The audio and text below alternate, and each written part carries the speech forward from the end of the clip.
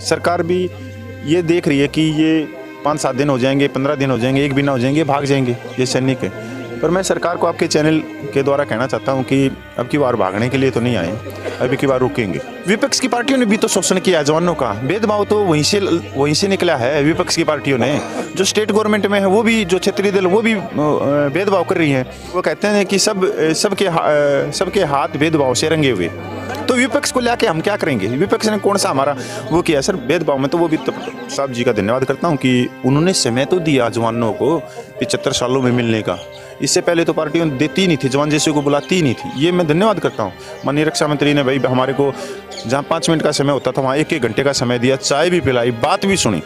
पर उन्होंने एक चीज़ भी बोली कि संख्या बल का महत्व का, तो संख्या बल आप लोगों को दिखाना पड़ेगा। ये हमारे को मतलब एक बहुत अच्छी बात है कि 75 सालों में जो हमारा संख्या बल है 28 लाख का, वो कुछ व्यक्तियों ने दिखाया।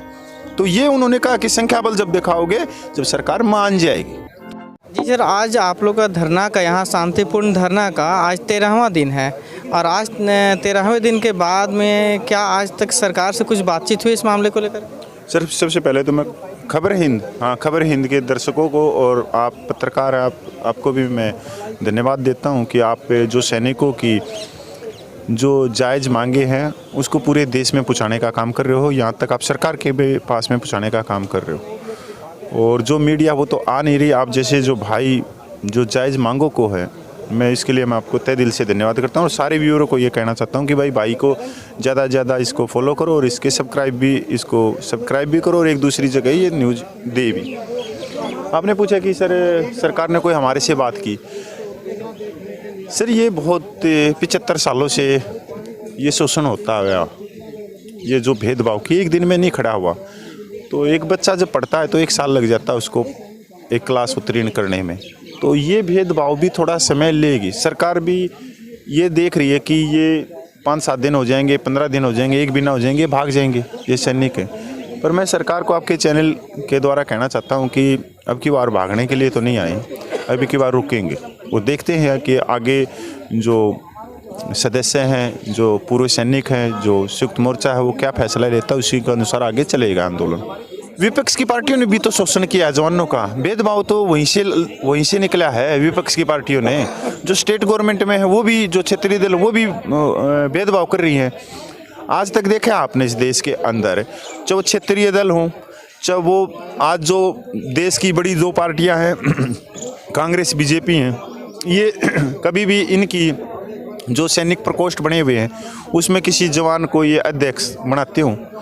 तो भेदभाव में सब है। ये वो कहते हैं कि सबके हाथ भेदभाव से रंगे हुए।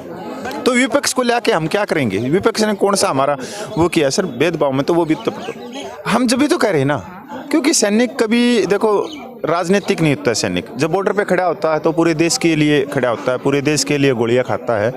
और आज विपक्ष का या नेताओं का, मैं ये देखो, नेता तो सर आपने पता है कि लोमड़ी होते हैं। ये संख्या बल के ऊपर हैवी होके और 4 बातें फोड़ के चले जाएंगे। पर यहाँ पर जो बात है वो राजनीति की नहीं है। यहाँ भारतीय सेना को शक्तिशाली बनाने की बात हो रही है, जो ये धरना चल रहा है।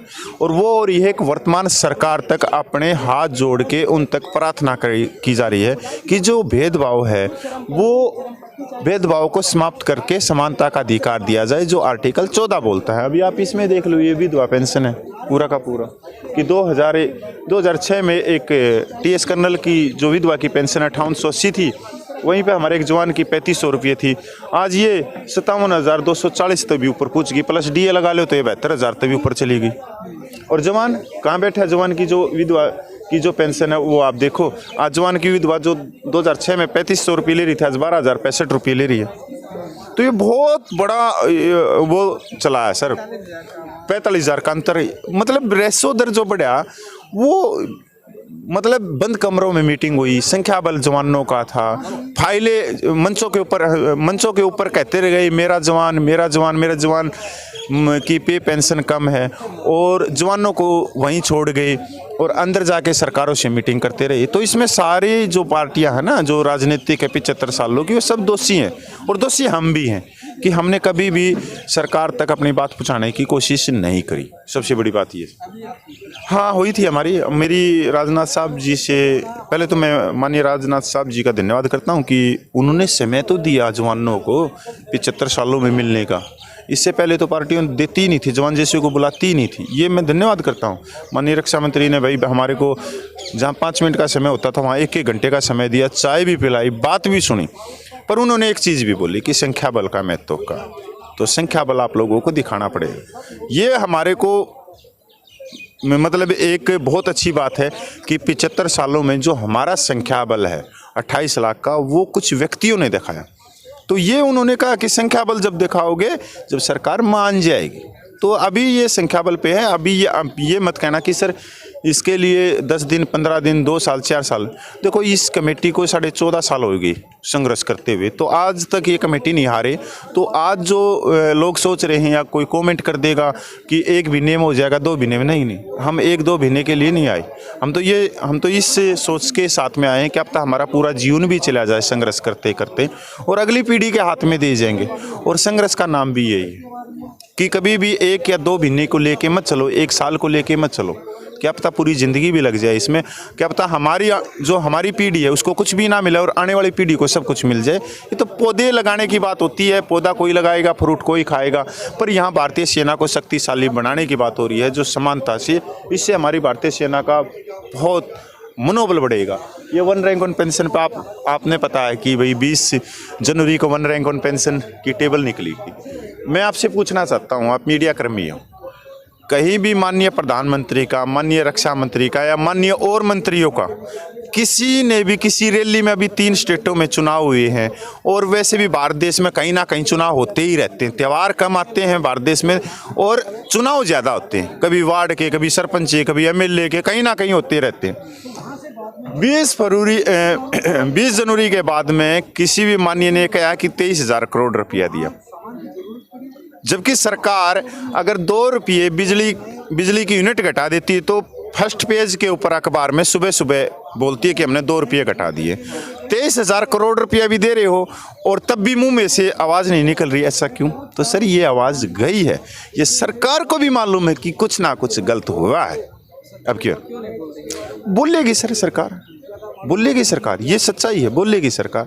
सरकार देख रही है ना हमारे को कि ये चले जाएंगे उठ के, क्योंकि दबाव दूसरा हम सरकार, एक तो सरकार है, दूसरा एक जो दीवार बनाई गई है, जो एक रिटायर्ड अधिकारियों के द्वारा, वो बहुत मजबूत है। हमारे बीच में, सरकार और हमारे बीच में एक कंकर ईंट की दीवार है जो 75 सालों से अधिकारियों ने बनाई।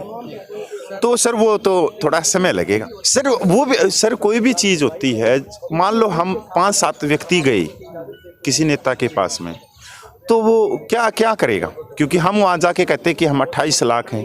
तो सर सीधी सी बात है भाई, कोई भी चीज़ होती है कि आपको क्यों प्रॉब्लम है 5-7 व्यक्तियों को, 28 लाख कहाँ हैं, वो क्यों नहीं मांग अपनी उठाती? तो ये सीधा आप खुद ही समझदार हो। ये 1 रैंक ऑन पेंशन पे सर जवानों का हक था, इसमें कोई दो राय नहीं। ये जो कम उम्र में रिटायरमेंट होती है उनके लिए था, पर ये उनको ना मिल के आप ये देखो 58 से 60 साल की उम्र वालों को दे दिया गया। ये मिलिट्री सर्विस पे है, ये एक रिस्क बढ़ता है। ये सेना जीवन की कठिनाइयों, जो कठिनाई है, बर्फ़ है, ग्लेशियर है, रेगिस्तान है, वहाँ का जीवन कठिनाई से भरा हुआ है।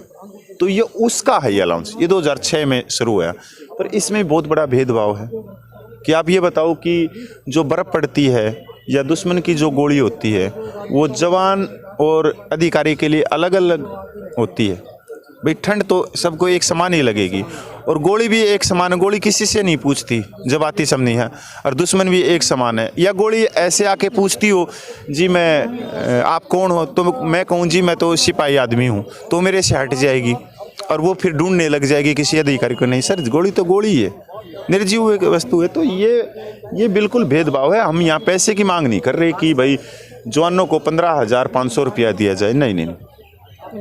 हम ये कहते हैं कि भाई जितना भी हो एक सम्मान हो। ये एक सम्मान हो, एक समानता हो, बस। धन्यवाद भाई अपना।